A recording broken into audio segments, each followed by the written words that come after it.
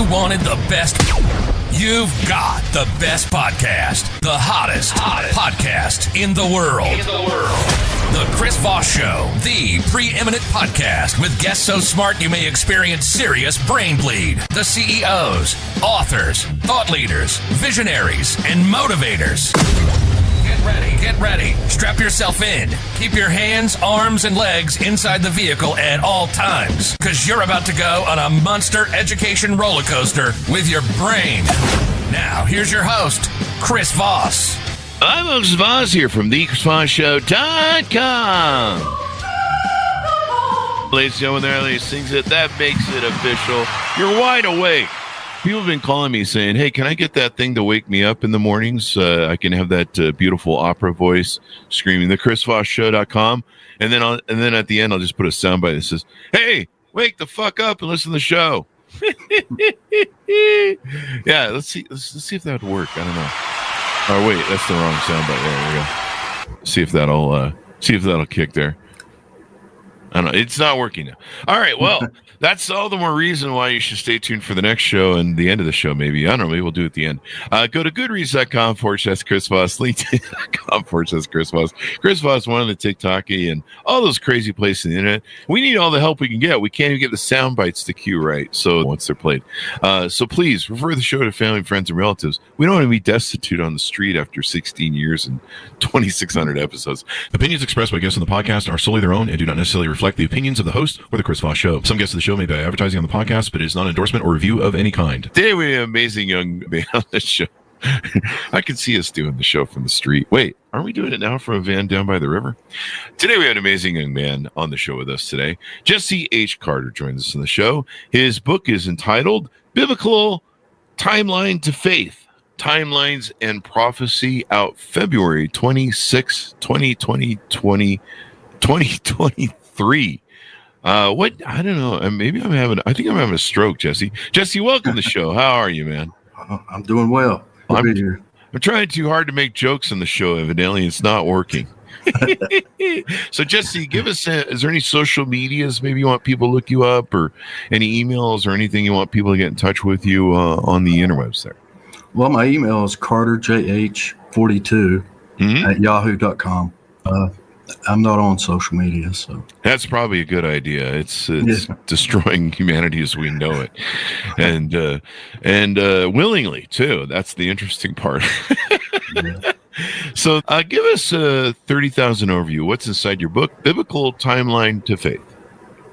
I've built a timeline from creation to present day. It includes just about every major event in the Bible. I figured out several prophecies, and I've recorded it all in there, and exactly how I came up with it. The verses, I cite verses, incredible number of verses, to show that I did it right. And I used history as well, history along with the Bible, to show how things flow. And I've developed a calendar comparison, which compares the biblical calendar to our calendar, so that you can have a good idea when things happened in the past, how they are relative to our time. There you go. Give us the relativity of time and distance and all that good stuff. So, how do you count the years in the Bible to get to the age of the earth? Okay, starting in Genesis and all the way through the Bible, there are verses that give you dates. Okay, and it tells you how long it's been since a previous event. So you can go through the Bible adding up the years, and I've added them up from creation all the way to 516 BC, which is when the temple was rebuilt after Babylon destroyed it. In history, it gives the year of that event, which is 516 BC. And my count up to that point was 3,658 years since creation. So we know there's only 515 more years in the BC era. And you add that to my count, it gives 4,173 years BC. That's when creation occurred. So what was that timeline again? How much was it? 4,173 years. See, yep. So the Earth is that old then, according to the Bible? Is that how that works? Well, actually, you'd have to add, the years since 1 BC also. So it's more like a little over 6,000 years old. 6,200. 6,000 years old. And what got you interested in writing this book? What was the motivation behind it? This is your first book. What motivated you to figure all this stuff out and write it all down? Well, I started writing this book 20 some years ago.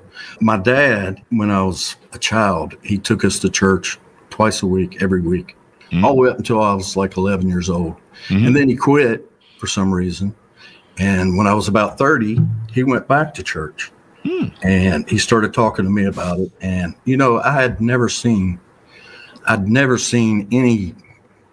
I'd never learned anything that verified to me that the Bible was true, God was real, heaven, hell. I'd never seen anything at that point. And I told my dad that I'm not sure I believe all this. And he was adamant. He wanted me to believe it. But every time I saw him, he was reading the Bible. He was always studying, always, every time I went to his house. And he finally convinced me that it was worth saving my soul just to find out if I believed the Bible was the truth. And I agreed with that. And, I feared I don't want to suffer for eternity or anything. So I started studying, and I came across the verse, Revelations 13:18, and it says, "Let him that hath wisdom count the number of the beast, for it's the number of man, and his number is 666." Well, I wanted to be wise, so I started counting everything. And one of the things I counted was the number of years. My dad told me, he said, I think you can decipher from the Bible how many years the earth's been here exactly. And he also told me that the 1,000-year reign of Christ was in the past and not the future. So it gave me a direction, and I went with it.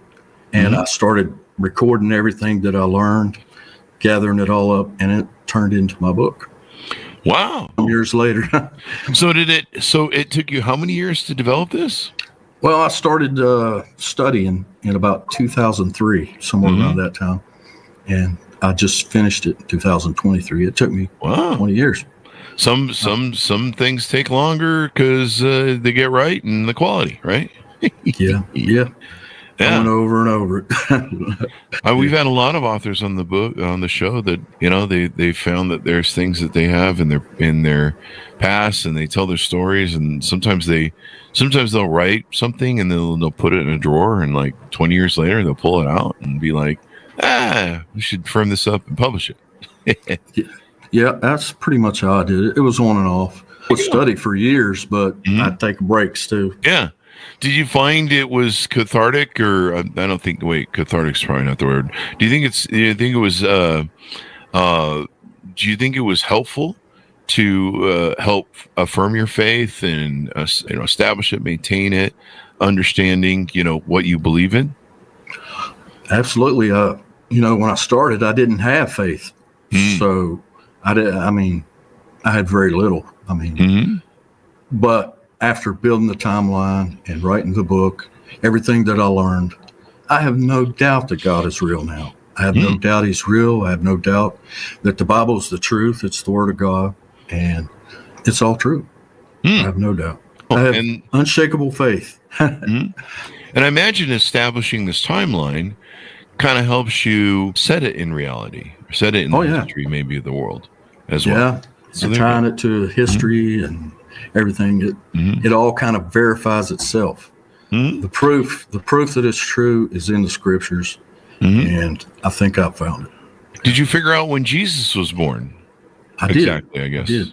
I figured out when he was born using the 1975. No, we do. When he was from Daniel chapter 9, there's a prophecy called the 70 weeks prophecy. And those 70 weeks are weeks of years. So it's 7 times 70, or 490 years. It's Oh, wow. 490 years that it's speaking of. But anyway, it breaks it up into a 7-week period, and then a 62-week period, and then a 1-week period. Well, the 7-week period ends when Babylon destroyed the temple. When the temple was rebuilt in Jerusalem, that's when that 7-week period ends. And then you have a 62-week period that begins at that point and goes down to the birth of Christ. It says unto the Messiah, and it's talking about his birth. But I know that the year that Jerusalem was completed was 441 BC. And I know that the 62 weeks is 434 years. So if you subtract 434 from 441, you get Jesus being born in 7 BC. Wow. And as far as the date, I believe in Ezra, it says that the temple and Jerusalem were completed on Elul 25th, which is the 6th month, the 25th day. So exactly 62 weeks of years later, Jesus was born Elul 25th, 7 BC. That's how I came up with it. And so you can nail down exactly when he was born. And how do you confirm that these dates are right? I think we may have talked a little bit about this, but how are you 100% sure, I guess, for listeners out there? At this point, the number 4173 BC being creation, it didn't make a lot of, it didn't ring any bells. That number didn't mean much to me. And I wasn't absolutely sure that it was exactly correct. And one day I was talking to a man on the phone, a man I didn't know. And I told that man, that I thought creation was in 4173 BC. And I told him that Jesus died in 28 AD. And he said, so you're telling me it's exactly 4,200 years when Christ died? And bam, I knew I was right. 4,200. Oh, wow. The number 42 is everywhere when studying the Bible. 4,200 years, 4,242, 42 days, 42 months. You see it everywhere in the Bible. So I knew that was a sign that I was absolutely right about the number. And now, is there an end time? Do we have an end time? Some people believe in, the second coming of Christ and, the beast, apocalypse, all that stuff in Revelations and, Iron Maiden songs. Yeah, absolutely. That's what everybody, they see it. They know it as the apocalypse, the battle of Armageddon, when Jesus' second coming. Most Christians believe that is a future event. It hasn't happened yet. But I believe it's already occurred. It happened in 70 AD. And it happened exactly 42 years after Jesus ascended into the clouds after his death. And there's another 42. He died in 28. He ascended in 28. 42 years later in 70 AD, he came back just like he left. I think the same time. Same time. Now, there was someone we had on the show. We've had a lot of authors on the show that have come on and talked about this data. Apocalypse. I believe one of the titles in the book was named Apocalypse. Or what is the end times called? It's called the, it was Apocalypse, right? Revelations. Apocalypse. So we had someone on the show, and whoever wrote Revelations, Paul, Saul, Joe, Bob, Mary, I think it was John.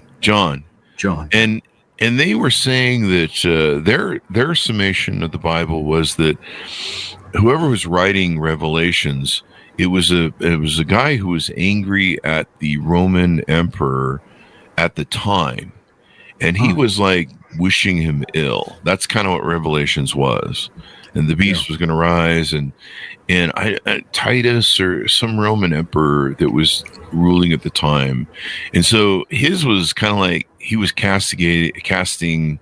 A lot of, I was basically trolling him in 2025 terms. And I can't remember what the book we had on about it, but it was interesting. I don't know. but it was an interesting theory that they had possessed or put forth. Does that, I don't know if that equates with the timeline you have, and of course we're just speculating upon this. So. Actually, I believe it was Nero. Nero, yeah. They think Nero died in 68. They think he committed suicide. But the prophecies say that he had a deadly wound, but he was healed. So I believe Nero, I mean, even though history says he was dead, he lived on, and he had power. Him and the false prophet together had the power to make fire rain down from heaven. He had the power to make images come to life. They had power, and he had the power to fool people. And I believe he did that with history. He changed history at times. Yeah, it was Nero. He was the beast that that verse is talking about, the mark of the beast. You know, I think that was the same thing that the gentleman, I can't find the book. I'm kind of scrolling through our archives.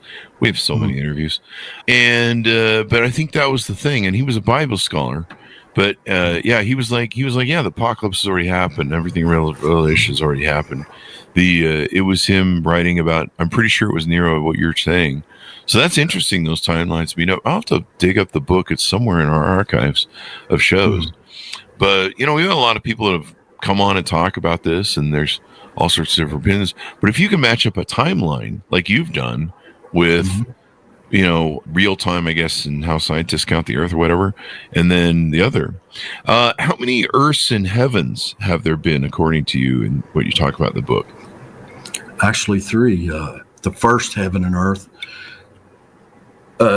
began at creation, and they lasted until the flood that Noah survived, and they were destroyed by water. And then a new heaven and new earth were created, and they lasted from the time of the flood until 70 AD, at which time the heaven and earth were destroyed by fire. It says it was destroyed by fervent heat down to the elements. And then a new heaven and a new earth, the third earth. It speaks of the third earth, is this earth that we live on now. Yeah. It's being destroyed by vodka. No, I'm just kidding. You got water, fire. Anyway, it's a martini, folks. Anyway, now, do you believe in a heaven? Do you talk about that in the book? And what is a heaven according to your research? In the beginning, the description of creation, it says that heaven is firmament. They call that firmament. God, he divided the waters below from the waters above with a firmament, which is our atmosphere. And that is heaven. It's where the birds fly. And he actually placed the sun, moon, and stars in that firmament.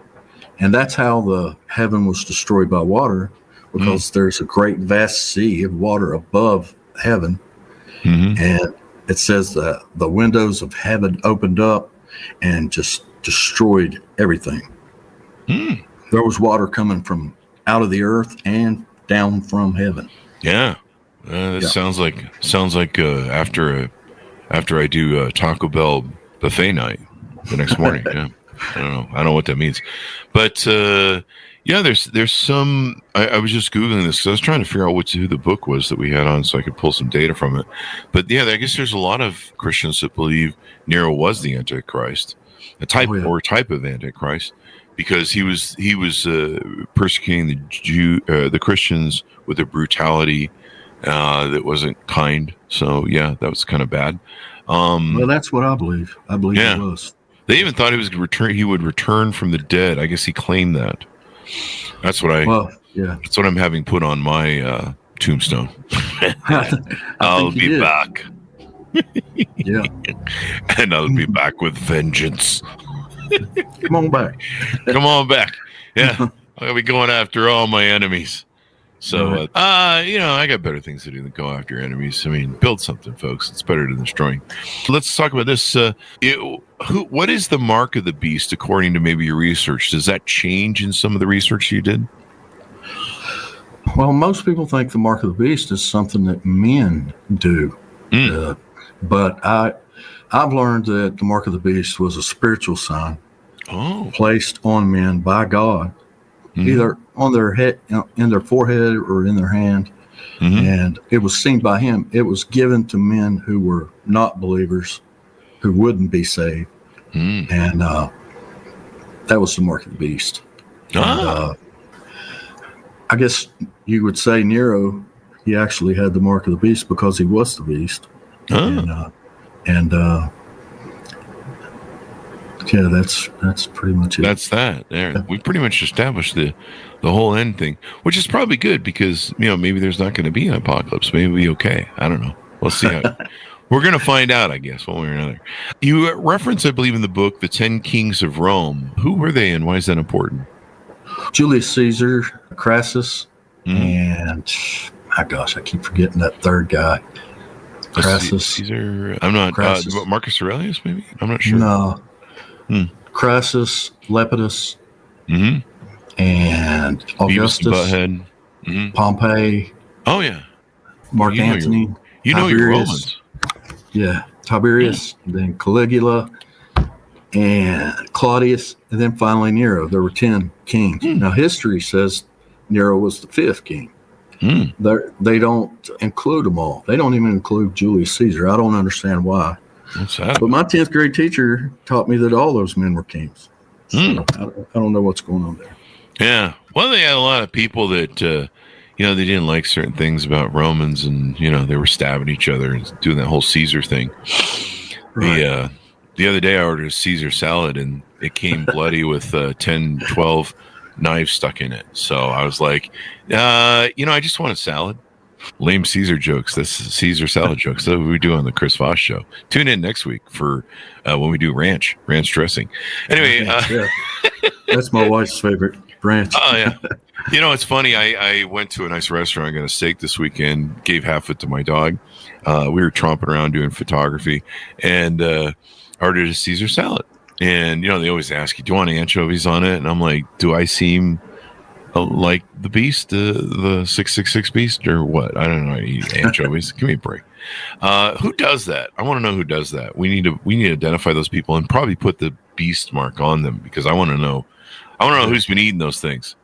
But I used to have this girlfriend back in the day, and she was a wonderful, lovely woman, and she was from LA, and she used to be a model. So that I'm setting the stage there on our frame of mind, I think, a little bit.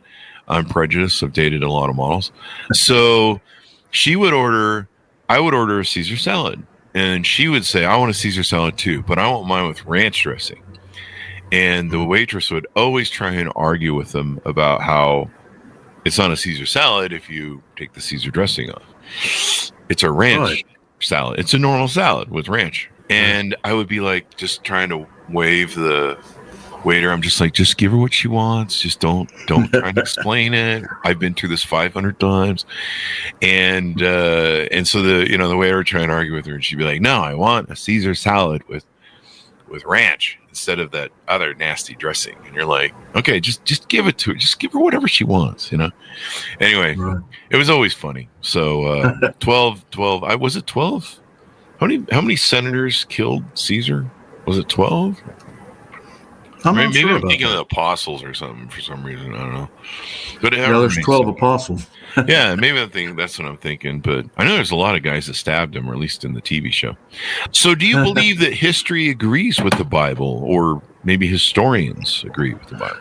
I think that history, for the most part, agrees with the Bible. A lot of times, historians aren't sure about, say, a year that they quote, and they'll tell you.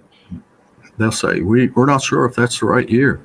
And it along with the Bible, all those discrepancies, I believe, can be sorted out, and actually the correct year found, or the correct date. But for the most part, yeah, they agree, I believe. Yeah. It's pretty interesting. Now, you mentioned 2 witnesses in Revelation. Right. Who are those, and what is that all about? There's a prophecy about 2 witnesses. When I wrote my book, I thought the 2 witnesses were Peter and Paul. But I've learned since that can't be, because they died in Rome. And prophecy says that the 2 witnesses died in the streets of Jerusalem. So I remembered a verse where a woman comes to Jesus and asks him to let her 2 sons be at his left hand and his right hand. And those 2 sons were 2 of the apostles. And Jesus sent the apostles out in pairs, so I know they were always together. Mm-hmm. And the Bible tells us that those two apostles were James and John. The Bible tells us that James was killed in Jerusalem, and it says it's because the people hated him so much. Herod had him killed to please the people of Jerusalem. Wow. And it says that in the prophecy also that the two witnesses would be killed because the people hated them. They didn't want to hear the word of God no more. And also John, in most verses you read about him, it doesn't call him by name. It calls him the apostle that Jesus loved, or the apostle that laid his head on Jesus's breast. It never calls him John. There are many verses that do that. And so I believe that James and John were together when James died, and John died right along with him. And they laid in the streets of Jerusalem for 3.5 days. So they were the two witnesses. I believe James and John were. Yeah. And I'm pretty sure about that. How do we see the judgment day if the end has already come? I guess if Nero's the apocalypse beast, is there a judgment day coming? Is there an end times? I believe is this going to interrupt my morning coffee? It might. I believe, like I said before, I believe that the end came in 70 AD. And it's way 1978 or 78? 70 AD. Okay, all right. I just want to make sure. I was born in 68. I'm like, maybe I missed it. I was born in 69. There was a lot of shit that went down in 78. It was most of the 70s. There was a lot of shit going down. So, yeah, it seemed like the end times sometimes. But I think that the way that we'll be able to be saved and see the end time is that John and Paul, the two apostles, John and Paul, they were sent forward in time to the end time. So they seen it. And that's how they received their revelations. They actually went and they met in heaven in 70 AD. They spoke to each other. They knew each other. So I know that God could make every man that dies go back in time to 70 AD. But the Bible says that every eye shall see him come back. Every eye. Oh, wow. And I believe that means for all time. So that means we were all there in AD 70. We just don't know it yet.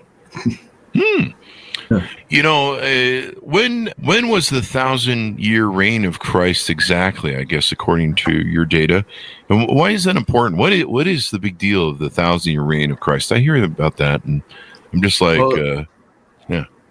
yeah. Toward the end of Revelations, it speaks of the 1,000-year reign of Christ, and a lot of people think that that's a future thing as well. Because, Revelations calls itself a prophecy in its own pages. But I believe that Christ's 1,000-year reign took place while the temple stood in Jerusalem. And it was built first by Solomon, King Solomon, and on Tisri 15, 1005 BC. And Tisri is the 7th month of the biblical year. And it ended before the tribulation on Tisri 1566 AD. Now that's a 1,070 year period. And the temple was destroyed by Babylon, and it stayed destroyed for 70 years in 586 BC down to 516. If you subtract those years from the 1,070, it gives you exactly 1,000 years. Christ reigned from the temple for 1,000 years exactly, while Jerusalem had the temple. So let's see here. When were Satan and the false prophet bound in and loosed from the bottomless pit? And when did they find their way to become my ex-girlfriend? No, I'm just kidding. They were bound in it in 1046 BC. That was during David's reign. And that was just before, Solomon built the temple, and that 1,000-year reign began. So they were bound so that they couldn't affect God's people during that reign. And it was prophesied that they'd be loosed for a little season. So 1,000 years later, 46 BC, they were loosed. It was actually on Kislev 5, 46 BC. And they were loosed and they were allowed to affect the people then, which means they possessed men. And the reason for that those possessions, was so that Jesus could cast those demons out and prove that he was the Son of God. Oh, I think I've seen them hanging out at Spear and Rhino. Oh, dancing. Anyway, whatever. Yeah. What are some verses that confuse most people you found about the Bible that maybe you've been able to maybe exact what they meant according to timelines? One of those verses, it says that 1,000 years is as a day, and a day is as 1,000 years with God. And a lot of people, it confuses them on what the Bible means by a day or what it means by 1,000 years. They're not sure what it means. And I believe that 1,000 years is 1,000 years and a day is a day. That verse, it says as a day and as 1,000 years, which means like to God. And it's speaking of his long suffering. It's speaking of, he'll be here for the duration, whether it's a day, 1,000 years, or forever. He'll be there and he can wait on his purpose to be served. Yeah, he'll be here forever. So as we go out, what do you hope people get from your book? Give them a pitch out to pick it up wherever fine books are sold, and we'll round out the show.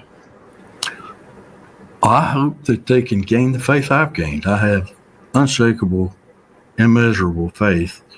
I hope that it can help anyone or everyone to find that same faith I have. I'll never lose it. I'll never lose the knowledge I've gained. I hope anybody who reads it can find the same thing I've found. Yeah. So people can pick up the book wherever fine books are sold and all that good stuff. It's called Biblical Timeline to Faith, Timelines and Prophecy, out February 26, 2023 by Jesse H. Carter. Anything more? I think we mentioned pre-show. Maybe you have some future works that are coming out. Anything you want to tease out? I haven't named the book yet, but I've started a new manuscript in which I've figured out a few more of the prophecies and mysteries, and I hope to finish it soon and get it published and get it out there. Hopefully. Yeah. I hope it comes soon. All right. We'll look forward to seeing that. And thanks for coming by the show. We really appreciate it, man. I appreciate it, too. It was good to meet you. Thank you. Wonderful insights. For our folks out there in the audience, go to goodreads.com/Chris Voss, LinkedIn.com/Chris Voss, Facebook.com/Chris Voss, and all those crazy places on the internet. Be good to each other. Stay safe. We'll see you guys next time. And that should have